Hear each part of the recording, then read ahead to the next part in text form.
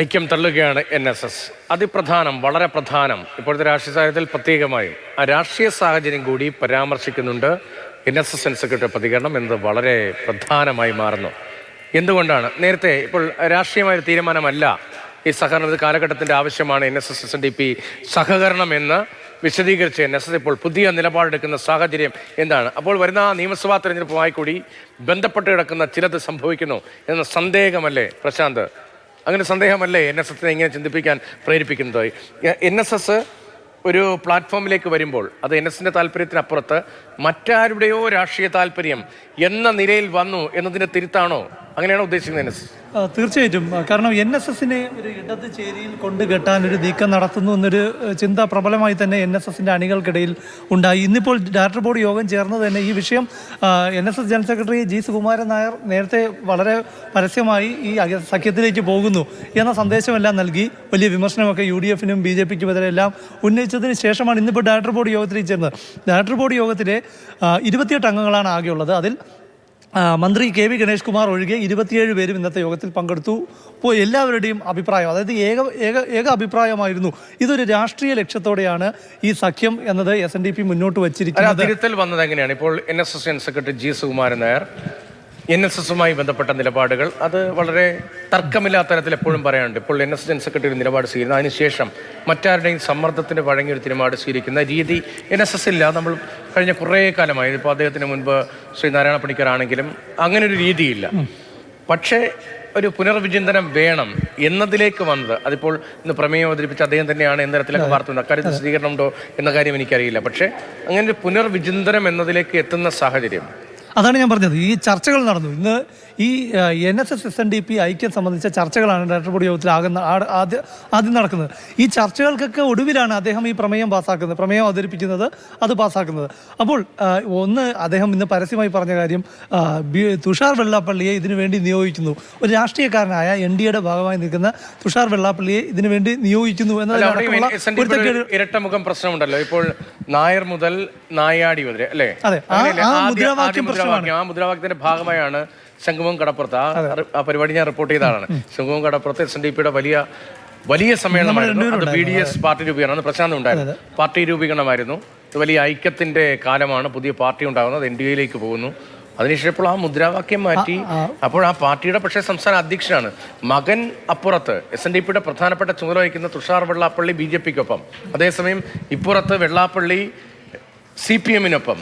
ഇതിൽ വലിയൊരു വൈരുദ്ധ്യമുണ്ടല്ലോ ജതീഷ്. ഈ UDF, കോൺഗ്രസ്, അത് NSS പൊതുവെ കോൺഗ്രസിനൊപ്പം നിൽക്കുന്ന ഒരു നിലപാടാണ് കാലങ്ങളായി സ്വീകരിച്ചു പോരുന്നത്, സമദൂരത്തിലെ ശരിദൂരം എന്ന നിലയിൽ. പക്ഷേ ഇത്തവണ ഇപ്പോൾ ഈ തുഷാർ വെള്ളാപ്പള്ളിയെ നിയോഗിക്കുമ്പോൾ, തുഷാർ വെള്ളാപ്പള്ളി ഈ ചർച്ചയ്ക്ക് നിയോഗിക്കുമ്പോൾ തുഷാർ വെള്ളാപ്പള്ളി NDAയുടെ ഭാഗമായി നിൽക്കുന്നു. വെള്ളാപ്പള്ളി നടേശനാകട്ടെ പരസ്യമായി ഇടതുപക്ഷത്തിനോടൊപ്പം തന്നെയാണ്, പിണറായി വിജയനൊപ്പം തന്നെയാണ് എന്നതൊക്കെ തന്നെയാണ്. അപ്പോൾ ഇതിന് പിന്നിൽ വലിയൊരു രാഷ്ട്രീയ അജണ്ട NSS കണ്ടു. മാത്രമല്ല ആ മുദ്രാവാക്യം, ഇപ്പോൾ നായാടി മുതൽ നമ്പൂതിരി വരെ എന്നുള്ളതായിരുന്നു ആദ്യ മുദ്രാവാക്യം. ഹിന്ദു ഐക്യം എന്ന രീതിയിലായിരുന്നു, നമ്പൂതിരി വരെ അതായിരുന്നു ആദ്യം. അതായത് ഹിന്ദു ഐക്യം എന്ന രീതിയിലാണ്. അതിലൊരു തിരുത്ത് വെള്ളാപ്പള്ളി നടേശൻ നടത്തി. ഇത്തവണത്തെ ഐക്യത്തിന്റെ ഭാഗമായി അദ്ദേഹം കൊണ്ടുവന്ന എന്താണ്, നായാടി മുതൽ നസ്രാണി വരെ. അങ്ങനെ വരുമ്പോൾ കേരള സമൂഹത്തിലെ ഒരു കമ്മ്യൂണിറ്റിയെ, ഒരു മതത്തെ, മുസ്ലിം സമുദായത്തെ അങ്ങോട്ട് മാറ്റി നിർത്തുന്നു. UDF മതധ്രുവീകരണം എന്ന നിലയിലേക്ക്, അല്ലെങ്കിൽ ജാതി ധ്രുവീകരണം എന്ന നിലയിലേക്ക്, ഇപ്പോൾ ഹിന്ദുക്കൾക്കിടയിൽ ഐക്യം എന്ന നിലയിൽ ഒരു സമുദായ സംഘടന പറയുന്നത് സ്വാഭാവികമായും ഉൾക്കൊള്ളാം. അവരിപ്പോൾ സമുദായ സംഘടനയെ സംബന്ധിച്ച് സാമുദായിക നവീകരണം, ഇപ്പോൾ ഹൈന്ദവ മേഖലയിലാണ് പ്രവർത്തിക്കാൻ ഉദ്ദേശിക്കുന്നത്, അത്തരം ഒരു നവീകരണത്തിന്റെ ഭാഗം, ഒരു ഐക്യത്തിന്റെ ഭാഗമായി എന്നൊക്കെ പറയാം. പക്ഷേ നായാടി മുതൽ നസ്രാണി വരെ എന്ന് പറയുമ്പോൾ അപ്പുറത്ത് പിന്നെ ഉള്ളത് ഇസ്ലാം മത വിശ്വാസികളാണ്. അവിടെ ഒരു പ്രശ്നം വരുന്നുണ്ട്. അവിടെ ഒരു പ്രശ്നം വരുന്നത്, അതായത് ഇപ്പോൾ UDF, കോൺഗ്രസ്, ജമാഅത്തെ ഇസ്ലാമിയെ കൂട്ടുകൂട്ടുന്നു, മുസ്ലിം പ്രേരണ നടത്തുന്നു, മുസ്ലിം ലീഗുമായി ബന്ധപ്പെട്ട ഒരു വശത്ത് മുസ്ലിം സമുദായത്തെ കോൺഗ്രസിനൊപ്പം നിർത്തുന്നു, മറുവശത്ത് അതിനെ എതിർത്തുകൊണ്ട് സംസാരിക്കുന്ന ആരൊക്കെയാണ്? ഒന്ന്, അതേ ഭാഷയിൽ സംസാരിക്കുന്നു വെള്ളാപ്പള്ളി നടേശൻ, BJP അതേ ഭാഷയിൽ സംസാരിക്കുന്നു, CPM അതേ ഭാഷയിൽ സംസാരിക്കുന്നു. അപ്പോൾ അവിടെ ഒരു രാഷ്ട്രീയ ലക്ഷ്യമുണ്ട് എന്നത് തിരിച്ചറിഞ്ഞുകൊണ്ടാണ് ഈ നീക്കം. ഇനി നായാടി മുതൽ നമ്പൂതിരി വരെ എന്നത് ഒരു വിശാല ഹിന്ദു ഐക്യം എന്ന് പറയുമ്പോൾ നായാടി മുതൽ നസ്രാണി വരെ എന്ന രീതിയിലേക്ക് ഇത് മാറ്റിയതാണ്. NSS ഡയറക്ടർ ബോർഡിലടക്കം വലിയ വിമർശനം ഉണ്ടായി. കാരണം ഡയറക്ടർ ബോർഡിൽ അംഗങ്ങൾ ഇപ്പോൾ മലബാർ എന്നുള്ള കണ്ണൂർ, കാസർഗോഡ്, കോഴിക്കോട് ഭാഗത്തു നിന്നുള്ള പല ഡയറക്ടർ ബോർഡ് അംഗങ്ങൾക്കും അവിടെ NSS എന്ന സമുദായ സംഘടന മുസ്ലിം മതവുമായിട്ടൊക്കെ വളരെ സൗഹാർദ്ദപരമായി ഉള്ള അന്തരീക്ഷമുള്ളതാണ്. അപ്പോൾ ഇത്തരമൊരു വിഭജന ചിന്തയോടുകൂടി അല്ലെങ്കിൽ അത്തരം ഒരു മുദ്രാവാക്യം ഉയർത്തുന്നത് ശരിയല്ല. വ്യത്യസ്തമായ അഭിപ്രായമാണ് അതിൽ ഉള്ളത്. അതിൻ്റെ പിന്നിൽ രാഷ്ട്രീയമുണ്ട് എന്ന് തിരിച്ചറിഞ്ഞുള്ള ചർച്ചകൾ പരിശോധിച്ചാലും അങ്ങനെയാണ്. ഇപ്പോൾ വിമോചന സമരം, അതിന് പിന്നാലെ രൂപപ്പെട്ട കേരള രാഷ്ട്രീയത്തിലെ ഇക്വേഷൻസ്, പിന്നെ കേരള കോൺഗ്രസിൻ്റെ രൂപീകരണം, അപ്പോഴും ക്രൈസ്തവരുമായൊക്കെ ചേർന്നുള്ളൊരു ഇക്വേഷനാണ് NSS അതിനൊപ്പം നിൽക്കുകയായിരുന്നു. പിന്നെ NDP എന്ന പാർട്ടിയുടെ രൂപീകരണം, അതിനുശേഷം അത് UDFൻ്റെ ഭാഗം, കോൺഗ്രസുമായി സഹകരിക്കുന്നു, ലീഗുമായി നല്ല ബന്ധം, ആ ചരിത്രമൊക്കെ നിൽക്കുമ്പോഴാണ് ഇപ്പോൾ ഒരു പുതിയ തീരുമാനം വരുന്നത്. അപ്പോൾ രാഷ്ട്രീയമായി എങ്ങനെ പ്രതിഫലിക്കും? അത് വളരെ പ്രധാനപ്പെട്ട ചോദ്യമാണ്. നിയമസഭാ തെരഞ്ഞെടുപ്പ് വരുന്നു. ദിവിഷ് മണി കൂടി നമുക്കിപ്പം ദിവിഷ്, രാഷ്ട്രീയമായി NSSൻ്റെ നിലപാട് എന്ത് പ്രതിഫലനമാകും ഉണ്ടാക്കാൻ പോകുന്നത്? എനിക്ക് തോന്നുന്നു ഇപ്പോൾ ഈ കഴിഞ്ഞ ദിവസങ്ങളിൽ നടന്ന ചർച്ചകളൊക്കെ അതിലൊക്കെ സ്വാധീനിച്ചിട്ടുണ്ട് NSSൻ്റെ ഈ തീരുമാനത്തിന്. ഇപ്പോൾ ഇന്നലെ PS ശ്രീധരൻപിള്ള അദ്ദേഹത്തെ പോയി കാണുന്നു, രണ്ടൊരു പുസ്തകമൊക്കെ കൈമാറുന്നു, സൗഹൃദ സന്ദർശനമാണെന്ന് പറയുന്നു.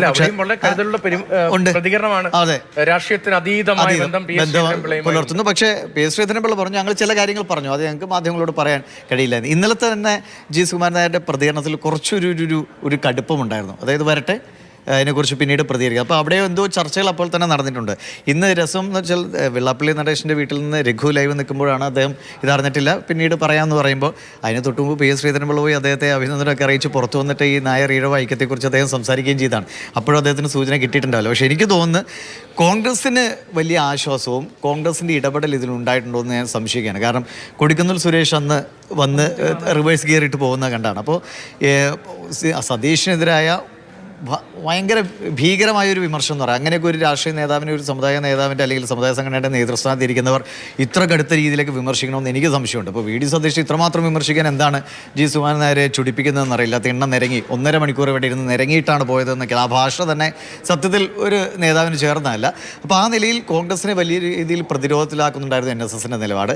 ഒപ്പം CPM അനുകൂല നിലപാട് എടുത്തുകൊണ്ടിരിക്കുന്ന SNDP, ഇത് രണ്ടും കൂടെ ചേരുമ്പോൾ കോൺഗ്രസിനെ സംബന്ധിച്ച ഇപ്പം നിലവിൽ അവർക്ക് വളരെ ആത്മവിശ്വാസത്തോടെ അവർ മുന്നോട്ട് സമുദായ സംഘടന അല്ലെങ്കിൽ ഒരു സമദൂരം പറയുന്ന ഒരു സമുദായ സംഘടന ഒരു പക്ഷത്തേക്ക് ചേർന്നുള്ള ഒരു നിലപാട് ആ നേതൃത്വം സ്വീകരിക്കുമ്പോൾ അതിൽ അവർ നീരസവും വിഷമവും പങ്കുവയ്ക്കുന്നത് സ്വാഭാവികമാണ്. അതുകൊണ്ട് കോൺഗ്രസിന്റെ ഭാഗത്തുനിന്ന് വളരെ ഇപ്പോൾ രാഷ്ട്രീയമായ ഒരു കളമൊരുക്കുന്നു. അപ്പോൾ നമ്മൾ PR വർക്ക് എന്നൊക്കെ പറയുന്നത് രാഷ്ട്രീയമായ കളമുണ്ടാക്കുന്നു, സോഷ്യൽ എഞ്ചിനീയർ എന്ന ഓമന പേര് വിളിക്കുന്നു.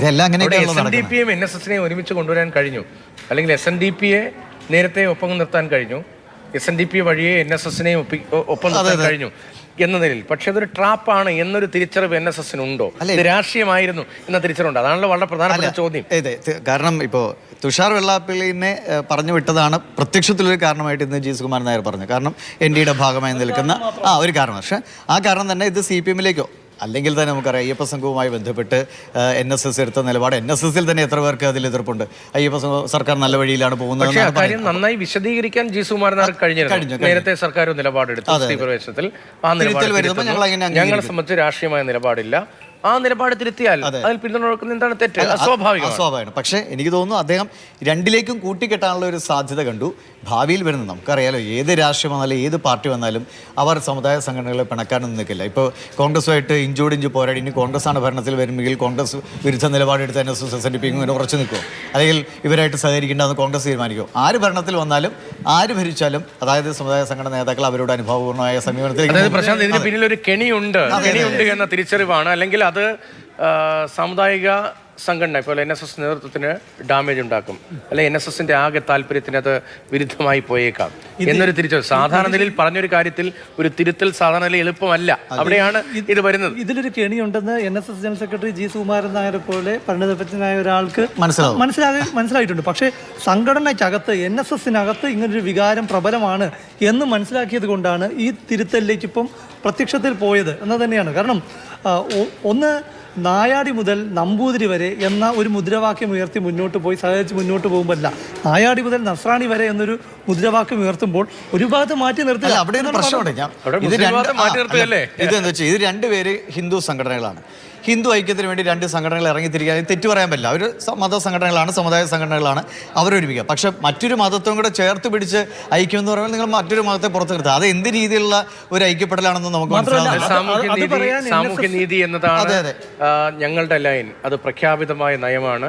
സമുദായങ്ങളുമായുള്ള സൗഹാർദ്ദമാണ് ലൈൻ എന്ന് പ്രഖ്യാപിച്ച് മുന്നോട്ട് പോകുന്ന NSS അതിൽ പ്രധാനം ഇപ്പോൾ ലീഗിന്റെ കാര്യം ഇപ്പോൾ വെള്ളാപ്പള്ളി പറഞ്ഞു ഇതിനു മുമ്പ് ഈ ഐക്യം വരുമ്പോൾ ലീഗാണ് അതിൽ ഇടങ്കോൽ ഇട്ടെന്ന് പറയുമ്പോഴും ജീവസ്മാൻ നായരുടെ പ്രതികരണമുണ്ട്.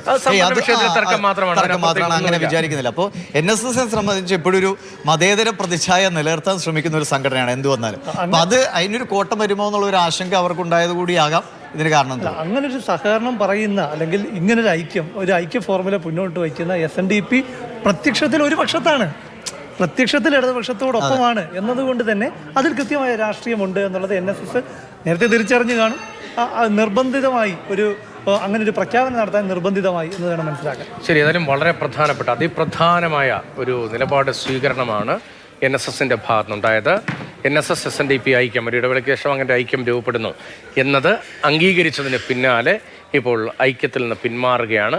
ഐക്യം ഉണ്ടായില്ല, പക്ഷേ ആ തീരുമാനത്തിൽ നിന്ന് പിന്മാറുകയാണ്. ഐക്യത്തിന് പിന്നിൽ രാഷ്ട്രീയമുണ്ട് എന്ന സംശയത്തിലാണ് NSS ഡയറക്ട് ബോർഡ് ഇത്തരം ഒരു തീരുമാനമെടുക്കുന്നത് വളരെ പ്രധാനമാകുന്നത്. അപ്പോൾ നിയമസഭാ തെരഞ്ഞെടുപ്പുമായി ബന്ധപ്പെട്ട ചില ഇക്വേഷൻസ്, ചില സമവാക്യങ്ങൾ, അതിൻ്റെ കൂട്ടിച്ചേരലുകൾ, യോജിപ്പിക്കലുകൾ, വിജയ ഫോർമുല, അതിൻ്റെയൊക്കെ ഭാഗമായി സംഭവിക്കാൻ പോകുന്നൊരു ഐക്യമാണ്. അല്ലാതെ രണ്ട് സമുദായ സംഘടനകൾ തമ്മിൽ വളരെ നിഷ്കളങ്കമായുള്ളൊരു സഹകരണമല്ല എന്ന നിലപാടിലേക്ക് NSS എത്തുന്നു.